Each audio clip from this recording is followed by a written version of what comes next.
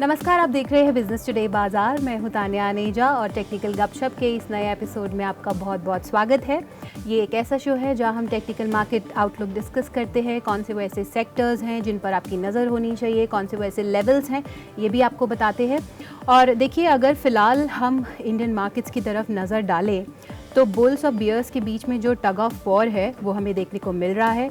जो global queues हैं वो नेगेटिव है और कहीं ना कहीं जो उसका इम्पैक्ट है हमें इंडियन मार्केट्स पर देखिए अभी देखने को मिल रहा है। अच्छी बात यह है कि 1800-800 का जो लेवल है वो अभी भी मेंटेन्ड है। 1800-820 के अराउंड निफ्टी 50 अभी ट्रेड करता हुआ हमें नज़र आ रहा है और सेंसेक्स में देखिए हमें 100 पॉइंट्स के आसपास की जो गिरावट है वो देखने को मिल रही है। फेड की तरफ से जो हॉकिश बयान है वो आते हुए सामने नज़र आ रहे हैं और रेट हाइक्स की जो हमें ये देखने को मिल रहा है कि आगे चलकर रेट हाइक्स की जो संभावना है वो बढ़ती हुई नज़र आ रही है।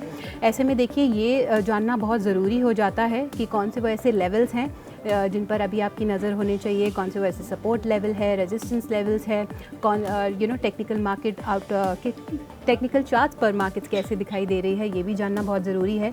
और यही सब डिस्कस करने के लिए चलिए एक काम करते हैं, हमारे जो मेहमान हैं आज के उन्हें इस शो में शामिल कर लेते हैं। हमारे साथ आज जुड़ रहे हैं हेज्ड प्लेटफॉर्म के founder and CEO Rahul Ghosh. ये एक ऐसा प्लेटफॉर्म है जो एल्गो पावर्ड एडवाइजरी प्लेटफॉर्म है और बहुत बहुत शुक्रिया राहुल, वंस अगेन आपने अपना वक्त निकाला और आप हमारे साथ आज इस खास एपिसोड पर जुड़े। और मेरा आपसे सवाल यही होगा, एक्सपायरी का दिन है, वॉलेटाइल जो सेशन है हम एक्सपेक्ट कर रहे थे, पर ये जो टग ऑफ वॉर है बुल्स एंड बियर्स के बीच में जो चल रहा है ये आगे चलकर कंटिन्यू रहने वाला है कि आपको कैसी स्थिति टेक्निकल चार्ट्स पे अभी फ़िलहाल नज़र आ रही है और कौन से वैसे लेवल्स हैं हमें जो अपनी लिस्ट में शामिल रखने चाहिए? नमस्ते and thank you for having me. अगर आप निफ्टी की पहले बात करते हैं तो निफ्टी जब तक 18,400 नहीं तोड़ता है नीचे के साइड पे, सारे जो डिप्स होते हैं वो बॉट किए जा सकते हैं। निफ्टी अभी भी एक अप ट्रेंड में है, कोई चेंज नहीं है। और जब भी 18,880 जहाँ पे ऑल टाइम हाई लेवल है, जहाँ पे भी उसके पास आता है, अभी लगभग 3 या 4 बार उसके पास आके रिवर्स कर चुका है। तो जब भी उसके पास आता है थोड़ा रेजिस्टेंस आता है, प्रॉफिट बुकिंग आ जाता है, लोग प्रॉफिट बुक करते हैं 18,870-80 के आसपास। और ये 3 बार जैसे मैंने कहा हो चुका है।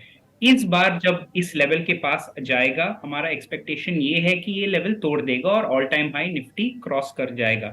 दूसरा, कोई भी करेक्शन आ जाए, तब तक 18,400 होल्ड कर रहा है, हम वो करेक्शन को बाय कर सकते हैं फॉर हायर लेवल्स। ये हुआ निफ्टी के लिए। बैंक निफ्टी में अगर आप देखेंगे तो थोड़ा सा डिफरेंट है चार्ट्स।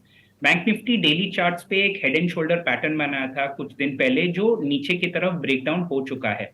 ब्रेकडाउन होने के बाद अगर ये पैटर्न नेगेट होना है तो 44,200 का जो लेवल है वो टेक आउट करना है बैंक निफ्टी को। अगर 44,200 नहीं टेक आउट करता है बैंक निफ्टी, तब तक रैली सस्टेन नहीं होंगे और आपको एक साइडवेज मूवी दिखेगा बैंक निफ्टी में। तो 44,200 बैंक निफ्टी का लेवल है और निफ्टी के केस में 18,400 का लेवल है, वॉच आउट करने के लिए। ओके, एब्सोल्युटली 18,400 का जो लेवल है वो निफ्टी पर काफ़ी इंपॉर्टेंट है और 44,200 ये लेवल निफ्टी बैंक के लिए सामने आता हुआ दिख रहा है। राहुल, अगर हम आईटी सेक्टर की बात करें, आईटी स्टॉक्स की बात करें, तो हमने देखा था बीच में रिकवरी आई थी, बट आज के सत्र में भी अगर आप देखेंगे प्रेशर देखने को मिल रहा है इस पर्टिकुलर स्पेस में।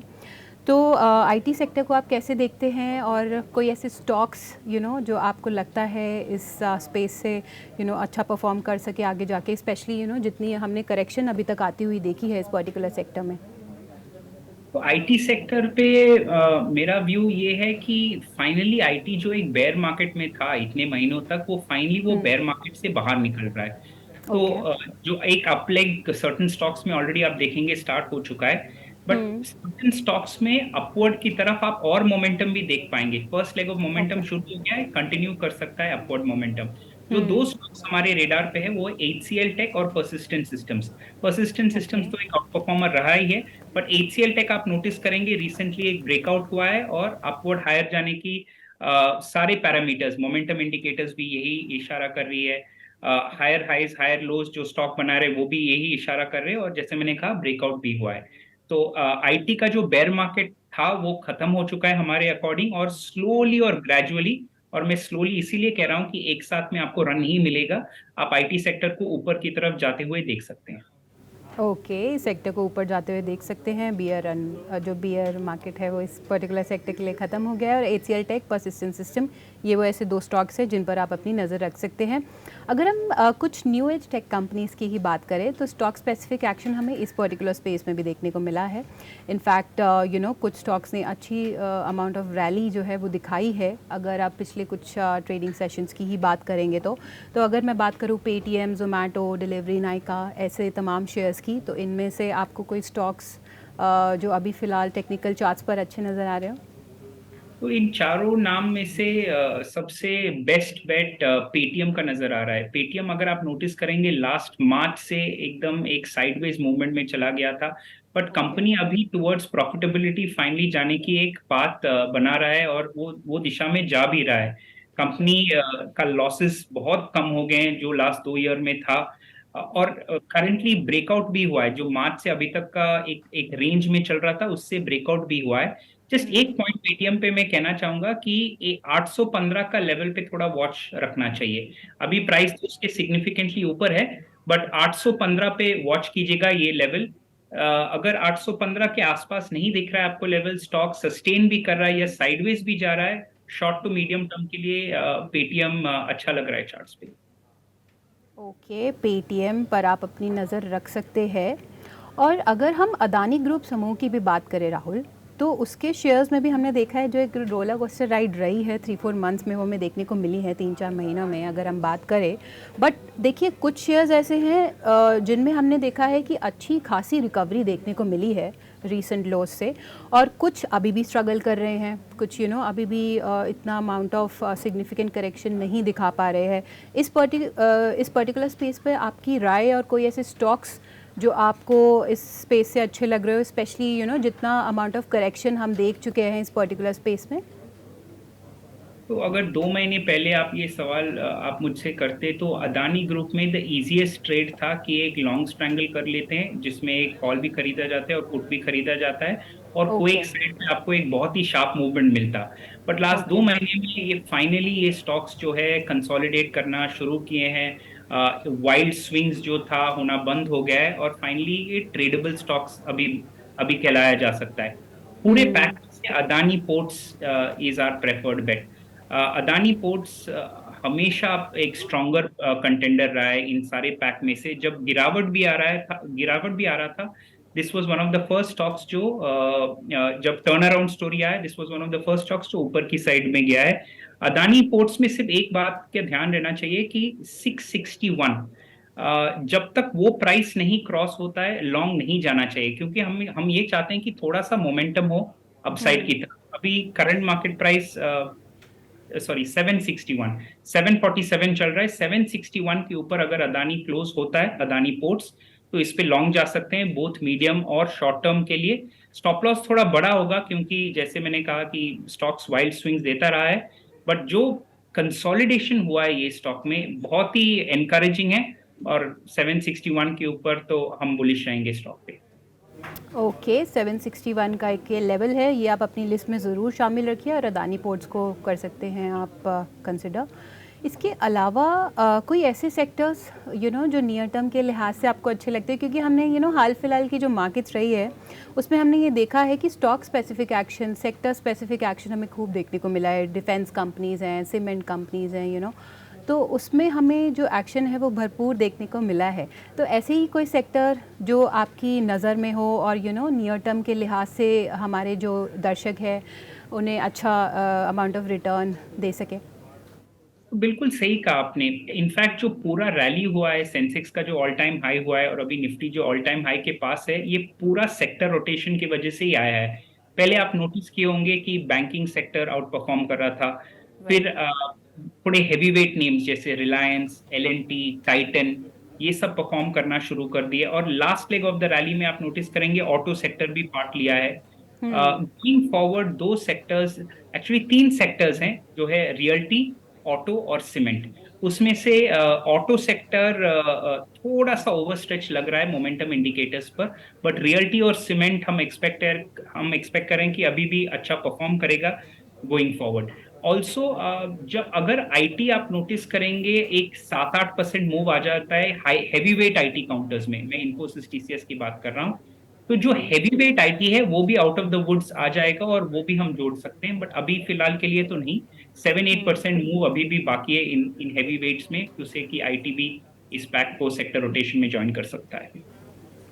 ओके, ये राय आती हुई नज़र आ रही है और देखिए अच्छी खासी रिकवरी हमें मार्केट में फ़िलहाल देखने को मिल रही है। निफ्टी को अगर आप नज़र डालेंगे तो 18,850 के अब पार निफ्टी जा चुका है, तो अच्छी अमाउंट ऑफ रिकवरी। बाकी तो देखा जाएगा कि एक्सपायरी के दिन कैसी जो क्लोजिंग है वो रहती है। पर चलिए अब आते हैं टॉप टेक्निकल आइडियाज़ पर। तो कौन से ऐसे स्टॉक्स हैं राहुल जो आप जिन पर आप नियर टर्म के लिहाज से बुलिश नज़र आ रहे हैं अभी? तो जैसे मैंने कहा कि हर डिप को बाय किया जा सकता है। आज का डिप भी देखिए कोई 70-80 पॉइंट का डिप था निफ्टी में जो बाय आउट हो गया था। ये रिआइट्रेट करना चाहूंगा कि इस बार ऑल टाइम हाई लेवल अगर निफ्टी आया वो पार कर जाएगा, क्योंकि ये चौथा बार है जो ऑल टाइम हाई के पास है। स्टॉक स्पेसिफिक बात करें तो 3 स्टॉक्स की बात करेंगे। पहले तो एशियन पेंट्स, क्रूड का प्राइस के कम होना बहुत ही बेनिफिशियल रहा है स्टॉक को, एक डिमांड जोन से बाउंस करके beautiful higher highs higher lows बना रहा है। करंट मार्केट प्राइस पे लॉन्ग इनिशिएट कर सकते हैं। स्टॉप लॉस होगा 31.95 और टारगेट 33.90 का रख सकते हैं। दूसरा अरविंद आज भी शायद 3-4% ऊपर है। चार्ट का स्ट्रक्चर बहुत ही बेहतरीन है। करंट मार्केट प्राइस पे इसको भी लॉन्ग किया जा सकता है। स्टॉप लॉस होगा 129 और पहला टारगेट होगा 141, दूसरा टारगेट होगा 148। तीसरा, जैसे मैंने अभी कहा कि सीमेंट एक अच्छा सेक्टर है, आउट परफॉर्म कर सकता है इवन फ्यूचर में। जेके सीमेंट हमारा प्रेफर्ड पिक है। जेके सीमेंट करंट मार्केट प्राइस पे लॉन्ग जा सकते हैं। स्टॉप लॉस होगा 32.90 और टारगेट होगा 34.98। तो जेके सीमेंट, एशियन पेंट्स और अरविंद, ये 3 हमारे स्टॉक पिक्स रहेंगे। Okay, absolutely. तो ये वो 3 स्टॉक्स हैं जिन पर आप नियर टर्म के लिहाज से नज़र रख सकते हैं। और देखिए बाज़ार भी अब जो हरा निशान है उसमें वापस आते हुए दिख रहा है। हालांकि फ़्लैट ही है अभी, बट 63,500 का जो एक इम्पॉर्टेंट मार्क है वो ज़रूर हमें देखने को मिल रहा है सेंसेक्स पे। और निफ्टी भी रिकवरी की जो कोशिश है वो काफ़ी भरपूर की जा रही है। And on that wonderful note, thank you so much Rahul, आपने ये तमाम अपने जो व्यूज़ हैं हमारे साथ शेयर करें और ये तमाम जो स्टॉक आइडियाज़ हैं वो भी शेयर करें। बहुत बहुत शुक्रिया हमारे इस खास एपिसोड में आज जुड़ने के लिए। चलिए, तो इसी के साथ अब वक्त आ गया है कि हम अपने टेक्निकल गपशप के इस एपिसोड को यहीं समेटें। और देखिए मार्केट्स में तो जो वोलेटिलिटी हमें देखने को मिल रही है वो जारी है। अब देखना होगा कि जो एक्सपायरी की क्लोजिंग है वो कैसी रहती है। और इन तमाम जो लेटेस्ट मार्केट अपडेट्स हैं उसके लिए आप कहीं मत जाइए, आप बने रहिए बिजनेस टुडे बाज़ार के साथ। और अगले हफ्ते आपसे फिर मुलाकात होगी। अभी के लिए नमस्कार। वीडियो पसंद आया तो हमें लाइक, कमेंट, शेयर और सब्सक्राइब जरूर करें।